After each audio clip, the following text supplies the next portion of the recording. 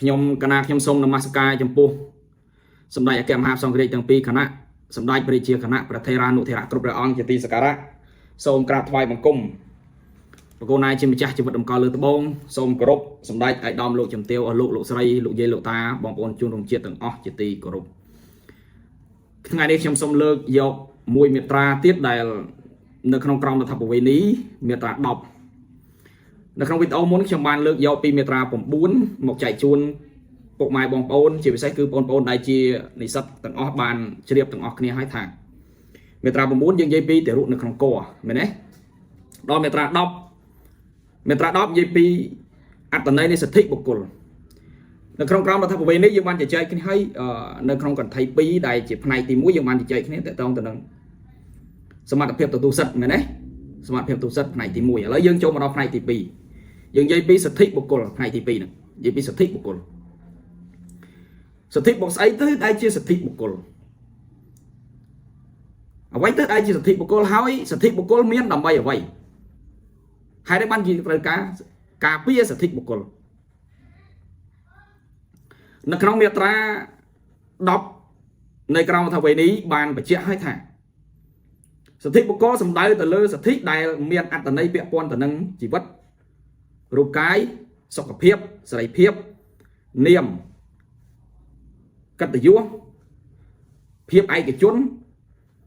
ឬសិទ្ធិផ្សេងទៀតដែលជាផលប្រយោជន៍តាក់ទងទៅនឹងលក្ខណៈបុគ្គលឬតាក់ទងទៅនឹងលក្ខខណ្ឌបុគ្គលចឹងទៅសិទ្ធិបុគ្គលក៏នៅក្នុងមាត្រា10បានលើកមកហើយណាមានសិទ្ធិផ្សេងមកខាងដើមថាតើអ្វីទៅជាសិទ្ធិបុគ្គលចឹងខ្ញុំបានអានហើយថាសិទ្ធិបុគ្គលមាននិយមន័យដែលបានលើកយកមកហើយសិទ្ធិបុគ្គលនឹងមានការការពារដោយច្បាប់ប្រយតាក់ទងទៅនឹងសេចក្តីថ្លៃថ្នូរកិត្តិយសនាមកេរ្តិ៍ឈ្មោះអីហ្នឹងជាសិទ្ធិមួយដែលមិនត្រូវបានបុគ្គលណាមួយបំពានទេមិនអនុញ្ញាតឲ្យមានបុគ្គលណាមួយបំពានទេចឹងដូចខ្ញុំបានលើកយកពីខាងដើមថាការប្រើប្រាស់សិទ្ធិមិនត្រូវឲ្យបំពានទៅលើសិទ្ធិអ្នកដទៃទេហើយដែលអាចដឹងបានថាបំពានមិនបំពានមានតែច្បាប់ទេដែលជាមាត្រដ្ឋានសម្រាប់វាស់វែងអំពីការប៉ះពាល់នៃសិទ្ធិបុគ្គលមួយទៅបុគ្គលមួយចឹងទៅនៅក្នុងមាត្រា10នេះមិនជាបបាអីទេពុកម៉ែបងប្អូនណាមាត្រានេះខ្លីនិយាយពីសិទ្ធិបុគ្គលនៅក្នុងនិយមន័យលោកបានកំណត់នៅក្នុងនិយមន័យនៃមាត្រា10នោះបានកំណត់យ៉ាងច្បាស់ហើយសិទ្ធិបុគ្គលហើយមានសិទ្ធិបុគ្គលតាក់ទងរឿងផ្សេងទៀតនឹងមានជួប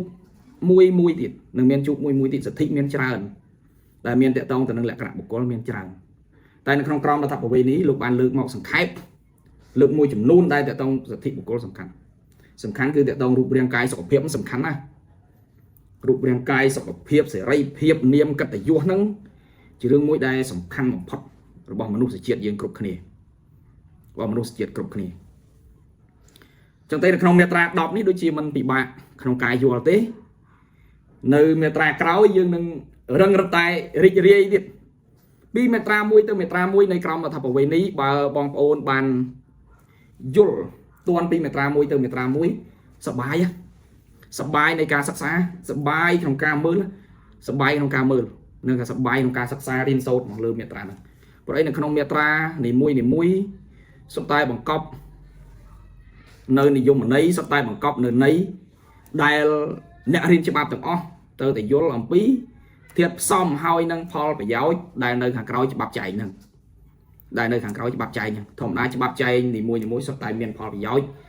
ច្រើនសម្រាប់ការពារដល់មនុស្សទូទៅដល់ប្រជាពលរដ្ឋដល់ប្រជាជនទូទៅសម្រាប់ការពារមិនឲ្យមានបុគ្គលណាម្នាក់មកបំពានគ្នាទៅវិញទៅមកបើបំពានច្បាប់នឹងកំណត់អំពីដែនសមត្ថកិច្ចឬកំណត់អំពីរង្វាស់មាត្រដ្ឋានសម្រាប់កំណត់យ៉ាងច្បាស់លាស់ថាសិទ្ធិមានប៉ុណ្នេះបើកាលណាបើធ្វើលើសពីឬធ្វើបំពានពីច្បាប់កំណត់ហ្នឹងមានន័យថាខុសហើយចឹងទេនៅក្នុងសង្គមយើងទាំងមូលយើងត្រូវតែឆ្វេងយល់ក្នុងនាមជាពលរដ្ឋត្រូវតែឆ្វេងយល់ទោះបីជាតិចក្តីច្រើនក្តីជាពិសេសគឺ